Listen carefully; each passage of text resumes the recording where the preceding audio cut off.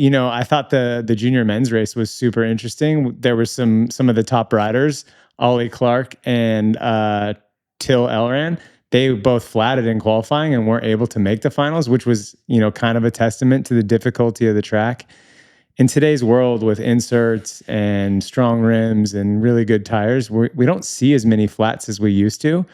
But yeah, this track took its toll on those riders in qualifying. So it kind of left the door open for Asa to really kind of solidify his momentum coming back up. But again, Max took it from him at the last run. Those riders are looking so good. And we were chatting when we were looking at it, how exciting it is to have the full coverage of the junior racing and kind of what is the testament to that. I don't know if it was the chicken or the egg that came first, but those junior riders are getting way more support from the teams. They're getting way more TV coverage. I think that's really pushing the level, and it's bringing those riders tighter together, and it's its own race. It's super exciting. Yeah, I think there's a little bit of incentive the way the UCI rules have kind of progressed over the last few years. There's way more incentive to have more junior riders and to use those riders to get team points for this like World Series team spot. And that's helped the sport a lot. But at the same time, it's not just the teams choosing riders, it's also the riders in those junior fields themselves. It's much more robust. Maybe only a few years ago, it was one rider would pretty much dominate all season, and it was predictable, men and women. But now they're actually like fun and engaging races to watch. You have the junior women's too, which is super, I'll say impressive. That one specifically is lingered for the longest time to have like really standout riders. And now you have at least 5 girls that at any time can win. So it's very cool. And also their times are now really rivaling the top elite women's times. So that's getting interesting too. It's like, how are they going to stack up when they age up? Under 19 men, juniors, are at times now beating pros. There's qualifying, competition, all that. You never really know how they're going to perform when they age up, but it's pretty interesting still. Yeah, I mean, the pressure of going to elite is definitely a big thing. But yeah, I think those junior riders having that support, having that motivation to, they're on TV, it's being covered, people are watching. I think that's all fueling that fire and bringing the competition closer together. So good call on the rules from UCI. I know we kind of like, it's easy to bag on some of the stuff they do, but yeah, let's give them props. Like it's working. Exactly. For sure. I'm going to test your mountain bike knowledge here. Yeah. In your mind, who was the first junior that really like made a stamp in the elite times? Because remember back in the day, juniors and elites, they raced at the same time and just got positioned against each other. I don't even know if I can remember back to the time when they raced in the same session. That's what you're saying? They did back in the day. How back in the day was it? We're talking back in the day. I'm young. I think there was like a season or 2 seasons where Nico Vuillot almost won every race as a junior. Really? I don't remember back to when a 40-plus-year-old was a junior. But I think he might be 50-plus. Yeah. But the most a junior rider made an impression on me from the beginning was Finn Isles during that time. I was a Grom. I'm probably around the same age as Finn. I was a Grom when he wasn't allowed to do the whip-off. And I remember that whole thing, and hashtag let Finn in and stuff.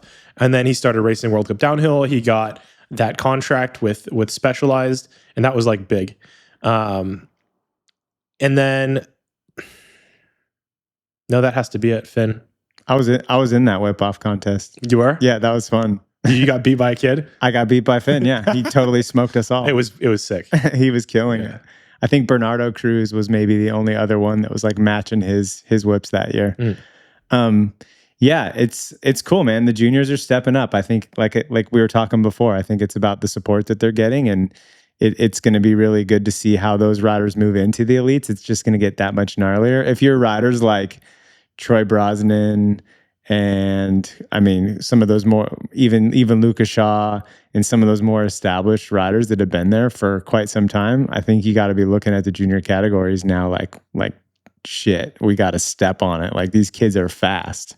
How much do you think this like new wave of really robust junior categories is riders who got mountain bikes, kids mountain bikes, when they just started being sick kids mountain bikes, and now they're just old enough to race downhill? What if like they were riding really good bikes way earlier, and that's why there's more of them now? Whereas before you had to be like a very fast learning young talent that maybe came from moto or lived near a bike park or whatever else. Because I remember like there was a period where you could not get a small mountain bike. It was like, you know what I mean? Yeah, yeah. Like I think Commensal could be credited to bringing the first like, I mean, those things were like boat anchors. It was crazy. Even the 16-inch one was the same weight as the 27.5 one, but you could actually ride them. Kids could actually ride them, and yeah, start building skills earlier. I'm sure that's a part of it. I mean, how old are these kids? Like 17, 18 years 17, old. 18. So you think like, yeah, 10 years ago, yeah, that's kind of when stuff really started popping Those up. little shredder bikes were big back then too. You remember those? Yep. Like handmade in some guy's garage, but he made a bunch of them and kids were riding them. Yeah, I think it's a combination of, that the support from the industry, the support from the media.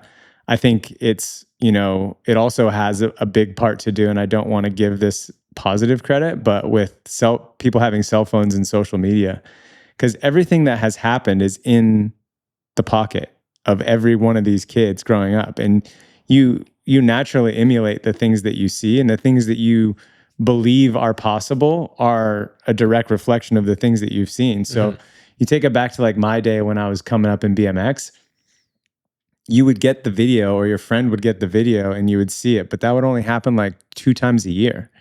And you would watch that video over and over and over and over again.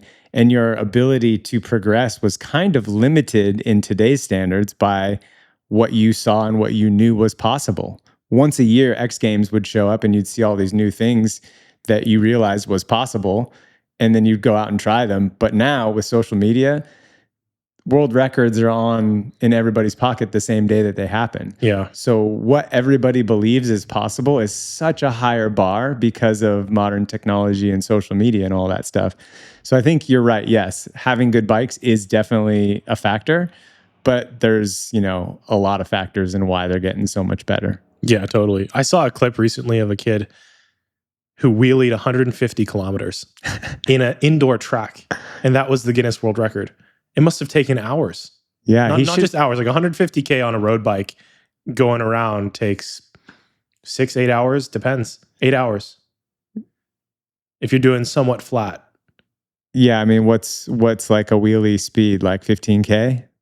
If that. I'm no mathematician, but yeah, that's a long wheelie. I'm no math magician. That's 10 hours. I feel like he should have done it on like a NASCAR oval track or something, like something bigger. Better. Something bigger. But that's what Doug DeMocha's the wheelie king. He did some like hundreds of miles, but he went around the Talladega Speedway. Sick.